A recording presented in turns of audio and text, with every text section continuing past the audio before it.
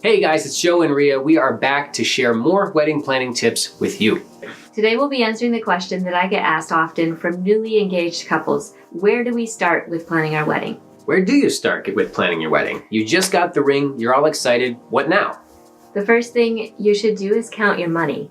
Count how much money you have to allot towards the wedding. And consider any contributions that family and friends may give you. A note on the contributions.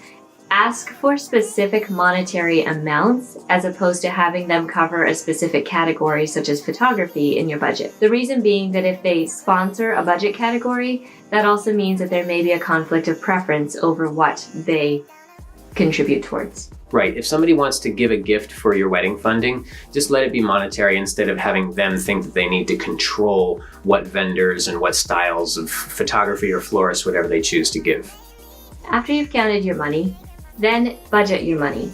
Yes, assign every dollar a place. Determine how much you're going to spend in the photography. Determine how much you're going to spend on a venue, on the florist, on the food, on the videographer. To do this, you will need to do some research on how much wedding vendors cost in your area.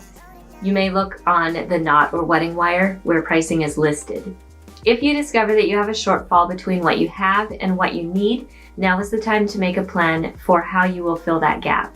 Right, this may mean working more hours or maybe saving up more each month, or you could cut some expenses.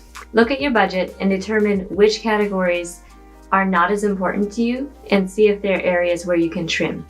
And nobody likes hearing this, but the next best way to cut your expenses is to cut your guest list.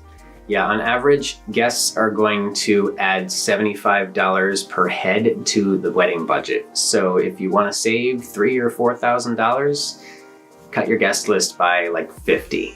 Otherwise, you may want to consider other ways that you can add some income between now and the wedding. Maybe you could drive Uber. Maybe you could do more hours at your current job. Maybe you could sell some stuff. There's different ways. I've seen couples overspend on their weddings by spending first and then figuring out a budget and finding out that the categories that they would have liked to spend towards were underfunded because they had already spent that money elsewhere.